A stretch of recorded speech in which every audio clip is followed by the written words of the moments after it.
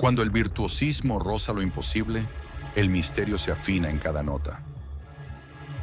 Hoy abrimos un archivo que vibra entre la genialidad y lo sobrenatural.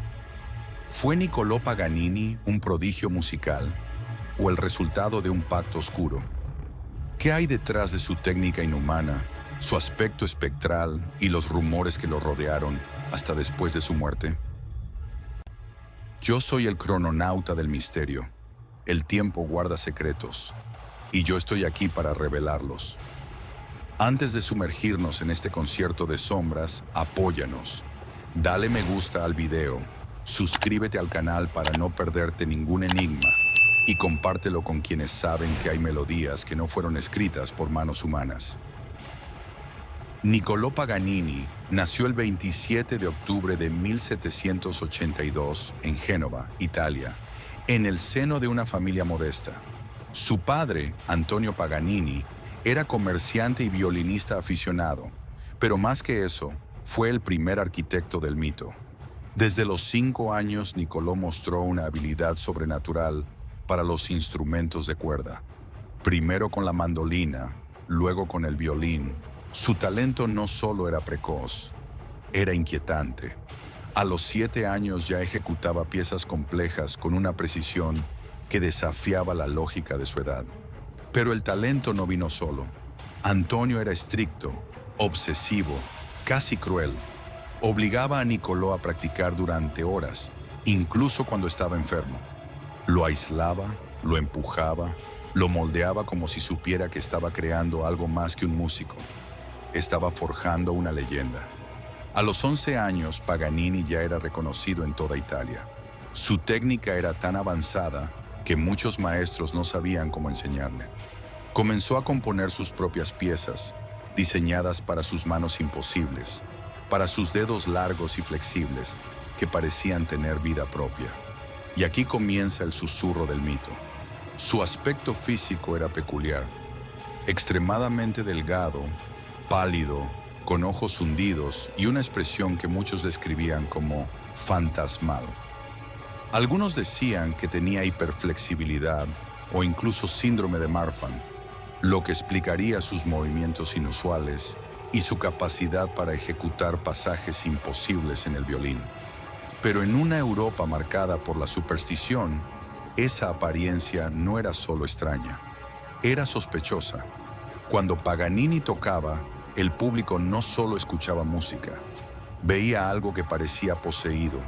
Su cuerpo se contorsionaba, sus dedos se deslizaban como serpientes, y el sonido que emergía del violín no parecía humano. Algunos afirmaban que podían ver sombras detrás de él, otros decían que el violín lloraba, y así nació la leyenda. Paganini no era un virtuoso, era un hombre que había hecho un pacto con el diablo. La historia se alimentó de rumores, de testimonios, de miedo. Se decía que su violín contenía las almas de mujeres que habían perdido la voz, que tocaba con cuerdas hechas de intestinos humanos, que no podía ser enterrado en Tierra Santa porque su alma no pertenecía a este mundo. Y aunque todo esto parece exagerado, hay algo que no se puede negar. Nadie tocaba como él, y nadie ha vuelto a hacerlo. A medida que Paganini se convertía en leyenda, los rumores sobre un pacto con el diablo se intensificaban. No era solo su técnica inhumana lo que alimentaba la sospecha, sino la atmósfera que envolvía sus conciertos. Cuando subía al escenario, el público no solo escuchaba música, presenciaba un fenómeno. Su cuerpo se retorcía como si estuviera poseído, sus dedos se movían con una velocidad imposible, y el sonido que emergía del violín parecía venir de otro plano. Una de sus piezas más famosas, L'Estreghe, Las Brujas, estaba inspirada en una danza infernal. Otra, La Campanella, era tan compleja que muchos violinistas la consideraban maldita. Se decía que Paganini la había compuesto después de un sueño en el que un hombre misterioso, con ojos rojos y un violín hecho de huesos humanos, le ofrecía la habilidad de tocar lo imposible. Al despertar, comenzó a escribir la pieza, y desde entonces, cada vez que la interpretaba, algo extraño ocurría. Luces que parpadeaban, instrumentos que se desafinaban, espectadores que caían en trance. Los conciertos de Paganini eran eventos cargados de tensión. Algunos asistentes afirmaban ver figuras oscuras detrás del músico, como si estuviera acompañado por presencias invisibles. Otros decían que el violín lloraba, que emitía sonidos que no podían ser explicados por la física del instrumento. Y en más de una ocasión se reportaron desmayos colectivos, como si la música tuviera el poder de alterar la conciencia. La iglesia no tardó en reaccionar. Paganini fue acusado de brujería, de invocar fuerzas oscuras, de usar su música como canal para entidades demoníacas. Cuando murió en 1840, el Vaticano se negó a enterrarlo en Tierra Santa. Su cuerpo permaneció sin sepultura durante más de 3 décadas, como si incluso en la muerte su alma no encontrara descanso.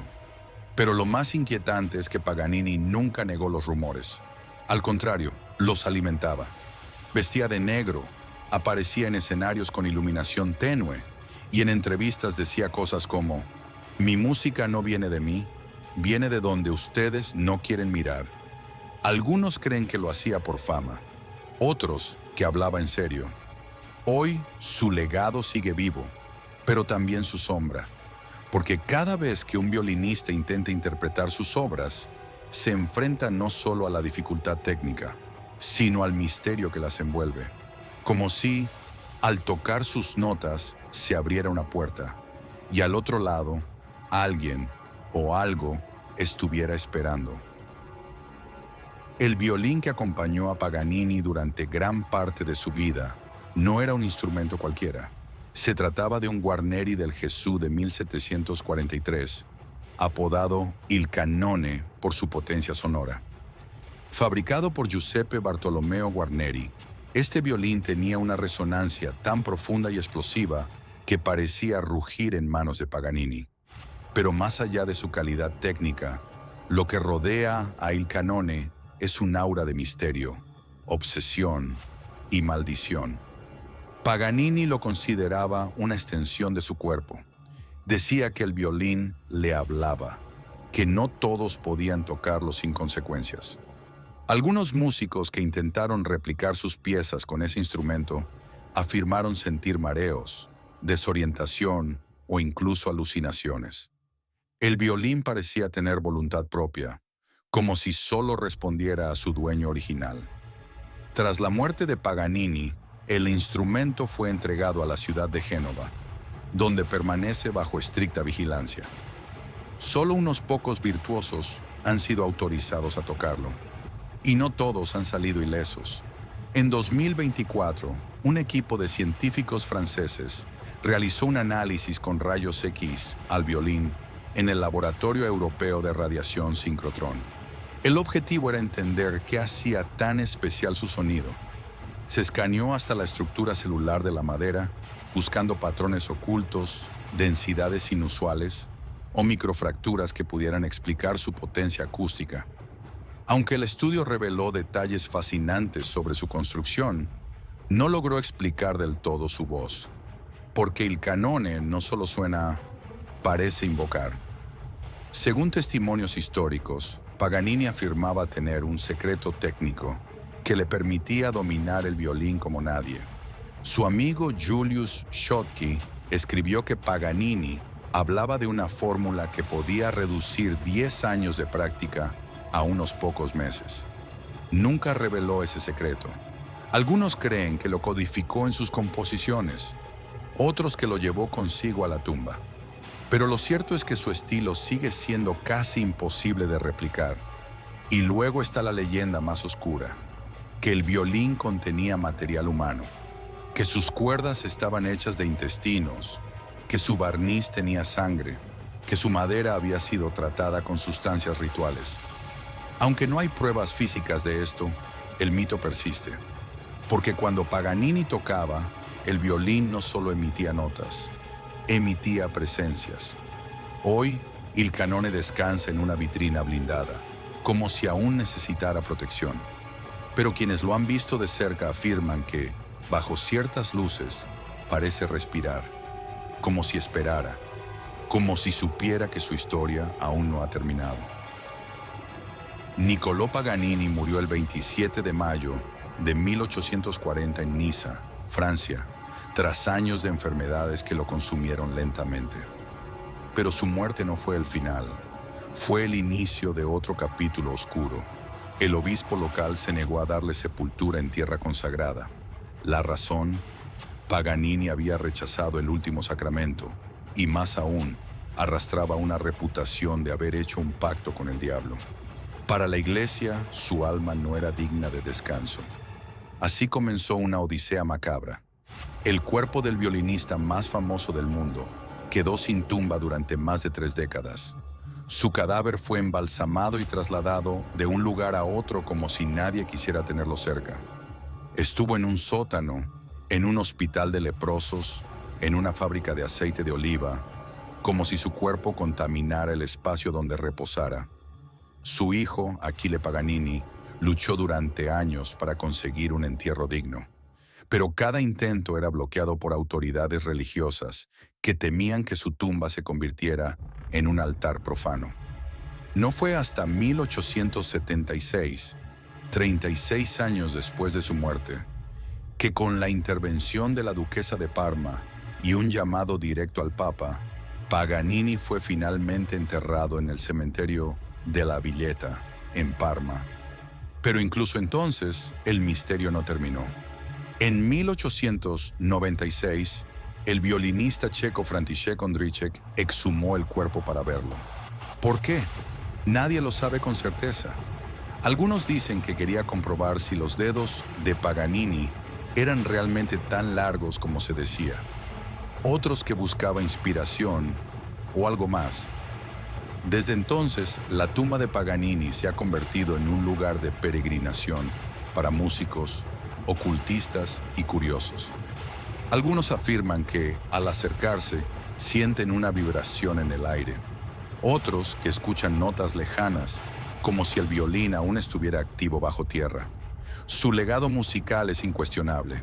Revolucionó la técnica del violín, compuso obras que siguen siendo casi imposibles de ejecutar y dejó una huella que ningún otro músico ha igualado.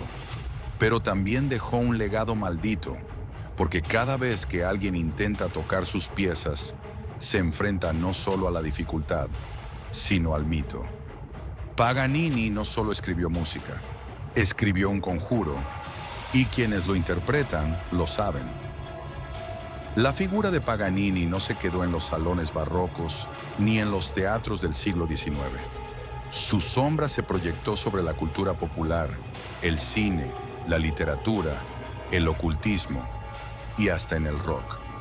Porque más allá de su virtuosismo, Paganini encarnó algo que trasciende la música. El arquetipo del artista poseído, del genio que paga un precio por su don, del humano que roza lo inhumano. En el siglo XX, su leyenda fue retomada por cineastas como Bernard Rose, quien dirigió The Devil's Violinist, 2013, una biopic que mezcla historia con su gestión demoníaca. En ella Paganini aparece como un ser atormentado, seducido por fuerzas oscuras, incapaz de escapar de su talento. La película no solo revive su música, sino que lo presenta como un médium entre mundos. Y esa idea ha sido replicada en múltiples formatos: cómics, novelas gráficas, videojuegos, incluso en mangas japoneses donde Paganini aparece como personaje sobrenatural. En el ámbito musical, su influencia es directa y profunda. Compositores como Franz Liszt y Sergei Rachmaninoff confesaron haber sido poseídos por el espíritu de Paganini al escribir sus variaciones. El famoso Capricho número 24 ha sido reinterpretado por decenas de artistas, desde violinistas clásicos hasta guitarristas de metal. Y en el rock, músicos como Yngwie Malmsteen y Steve Vai han citado a Paganini como inspiración, no solo por su técnica, sino por su aura mística. Vai incluso interpretó al violinista del diablo en la película Crossroads, 1986, en una batalla musical que rinde homenaje directa al mito. Pero lo más inquietante es su presencia en el arte oculto. En círculos esotéricos, Paganini es considerado un canal astral, un artista que abrió portales con su música. Algunos rituales modernos utilizan sus composiciones como invocaciones, afirmando que ciertas piezas, como el moto perpetuo o el capricho número 13, generan estados alterados de conciencia. En grimorios contemporáneos, Paganini aparece junto a figuras como Giuseppe Tartini, autor de la Sonata del Diablo, como músicos que recibieron inspiración de entidades no humanas. Incluso en el tarot musical, Paganini representa el arcano del virtuoso maldito, el que domina el arte, pero pierde el alma. Y en algunos foros de ocultismo digital, se debate si sus partituras contienen mensajes cifrados, fórmulas de vibración que alteran el campo energético del oyente. ¿Es exagerado? Tal vez. Pero cuando se escucha a Paganini en la oscuridad, algo se mueve, algo se abre, porque su música no solo exige técnica, exige entrega, exige que el intérprete se convierta en medium. Y eso para muchos es el verdadero pacto. Niccolò Paganini no fue solo un músico, fue un fenómeno, un cuerpo que vibraba más allá de lo humano, un sonido que parecía invocar fuerzas invisibles y una vida que se movía entre el virtuosismo y la sospecha. Fue un genio absoluto, un hombre que llevó el violín a territorios nunca antes explorados, sin duda. Pero también fue una figura que incomodó a su tiempo, que desbordó los límites de lo aceptable y que dejó una estela de preguntas que aún hoy no tienen respuesta. Algunos lo ven como una víctima de su propio talento, de su salud frágil, de una sociedad que no sabía cómo lidiar con lo extraordinario. Otros lo consideran un emisario, alguien que por medios desconocidos accedió a una dimensión sonora que no pertenece a este mundo. Y están quienes afirman que Paganini fue el resultado de un pacto, de una entrega, de una transgresión que le permitió tocar lo imposible, pero a cambio de su alma.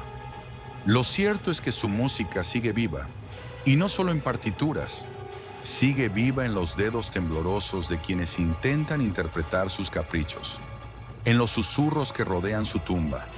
Paganini se fragmentó en cada nota, en cada rumor, en cada sombra que se proyecta cuando su nombre se pronuncia. Porque hay artistas que se recuerdan, y hay artistas que se invocan. Y aquí se abre una puerta más amplia. ¿Cuántos artistas han afirmado recibir inspiración de entidades? Desde los albores de la humanidad, el sonido ha sido mucho más que vibración. Ha sido puerta, conjuro, vínculo. En rituales ancestrales, el tambor no solo marcaba el ritmo, marcaba el tránsito entre mundos. El canto no solo comunicaba, invocaba. Y el arte en todas sus formas ha sido el lenguaje secreto entre lo visible y lo invisible. Paganini, Tartini, no solo tocaron, abrieron portales. Si este viaje te dejó pensando, ayúdanos a seguir revelando lo que otros prefieren callar. Dale me gusta al video. Suscríbete al canal para no perderte ningún enigma y compártelo con quienes saben que el tiempo guarda secretos y que nosotros estamos aquí para revelarlos. Yo soy el crononauta del misterio. El tiempo guarda secretos y yo estoy aquí para revelarlos. Nos vemos en el próximo caso.